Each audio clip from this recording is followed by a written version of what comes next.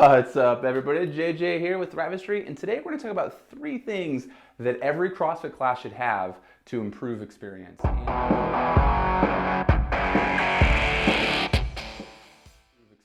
And we talked about this on a warm-ups in another video, but I wanted to make this overall point for the classes because one of the most critical things that we feel at Thrivistry is important about the gym is that we have a good class experience. We can't just have the best programming in the world at Thrivistry. We can't just have the best coaches in the world and the best facility and all that stuff. If it's not a fun and engaging experience, we are not going to keep clients as long as they could, and they're not going to have as much fun as they could and stick around as long. So what we want to do is these 3 things. The first one is you want to use everyone's name. And I mentioned this in that warm-up video, but definitely use everyone's name at least twice, once during the warm-up and another time during the class. This is really good because people like the sound of their own name. It also helps you learn their names. It helps them learn each other's names, especially the new people. You want them to hear you using people's names so that they don't look foolish and they don't remember someone's name. It's also just really important to it makes everyone feel like a closer community when people are using their names. And it could be real names, it could be nicknames. I really like the nicknames when you have them, but they can't be like fake or forced. So you want to, number 1 was use everyone's name. Number 2 is everyone should laugh. Now this is something personal to me. If you're a very serious hardcore coach, this may not necessarily be your cup of tea, but it's something that is really good for creating engagement and creating that community is having people laugh and making jokes and making fun of yourself or telling funny stories or just whatever, to make sure that people are getting a few chuckles out of the class and it's not just this very intense monotony.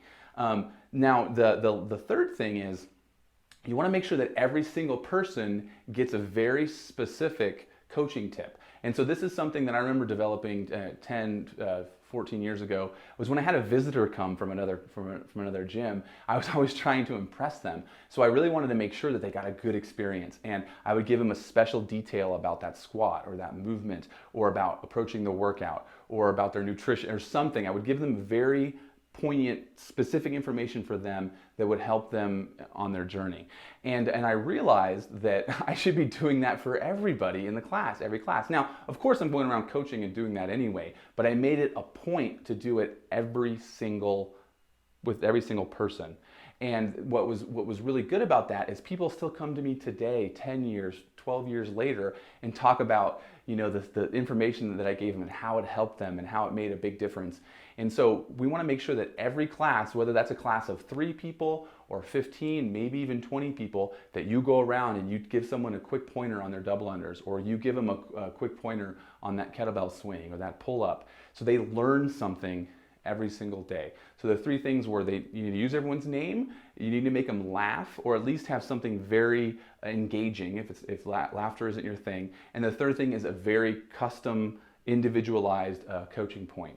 Now, if you can give them more than one, even better. The bonus one, I would say the 4th one, is if you can ask them something about their lives, or something that they've mentioned to you in the past.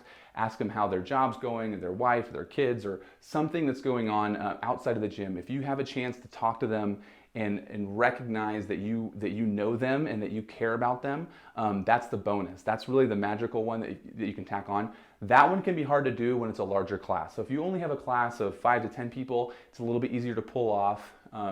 But when it's more people and maybe you don't know everybody, it's a little harder. So that's not a requirement, that's a bonus, but it's a powerful bonus if you start to make it part of your part of your presentation, is that you always budget a little bit of time when people are doing warm-up sets on the squats or they're getting set up for the Metcon. You'd be like, oh hey, how's that thing going, or how are you doing with that thing, or how's that shoulder, or some question about them to let them talk to you about that. Now, when you do that, one of the ways that we can build more human connection and build more trust and community is to, if they share a vulnerability like, oh, yeah, I ate terrible last night, or oh yeah, I didn't even make it to the gym for like a week, and they're sharing their vulnerability. What you want to do is then you want to accept it and then maybe share a little bit of vulnerability for yourself. And Daniel Coyle talks about it in his latest book, The Culture Code, and that shared vulnerability builds connection and builds trust. So if they say, oh, I ate terrible this weekend, you might say, oh yeah, I remember doing that too. I did that 2 weeks ago. I was all over the place. but the good news is today's a new day and we can get back after it, and you spin it out. So you want to reflect their vulnerability with something vulnerable as well. And again, that builds that community and that culture.